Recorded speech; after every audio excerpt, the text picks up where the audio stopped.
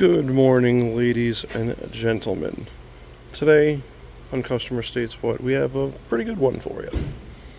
I don't know if you can notice, but I'm going very slowly over this core support, this radiator core support, and as you can see, it's frowning at me. The radiator itself, well, looks like they want a V-mount radiator in this Corolla. And this is amazing. So this mount is holding the radiator. This one is not. This whole front core support is bent. The bumper is damaged. Oh, you look, you could see my feet through there, so we definitely know there's no splash shield. At least there's a core support there, or bumper support. Very good. Alright, it's in for a noise. We found what the noise was.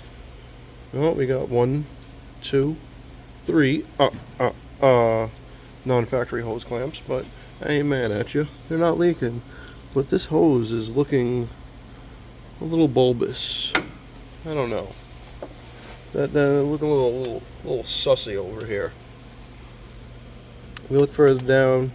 Oh, they have a new radiator hose. That's good. But it looks like it's going to be chafing right there, and you never want to be chafing. Oh, we got some wire repair over there. That is not weatherproof, and that goes right to the headlight. Oh, very nice.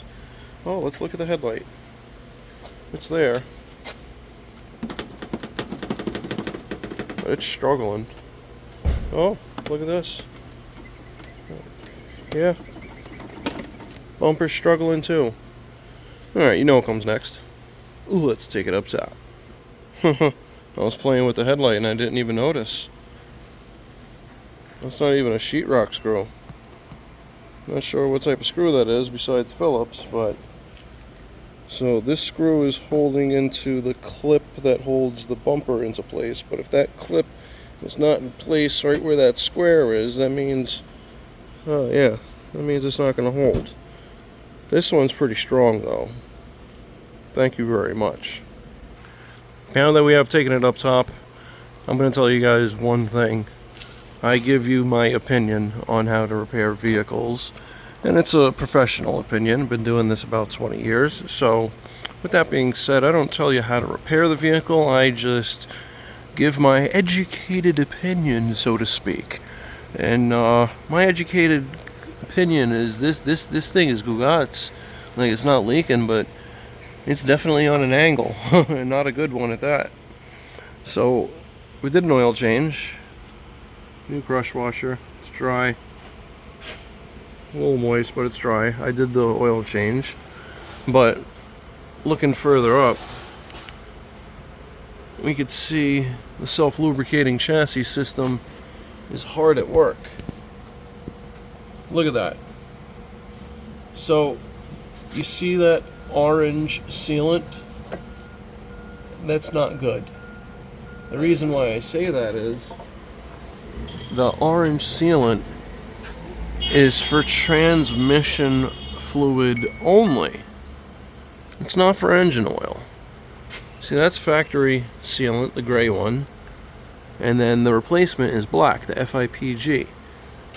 And we could see some Goomba used the orange RTV, the transmission fluid RTV, to seal the front cover, and obviously it's going to start leaking because engine oil is a whole lot different from transmission fluid. Goomba's Goombaing about. So let's go to the other issue with their noise. This is what we found.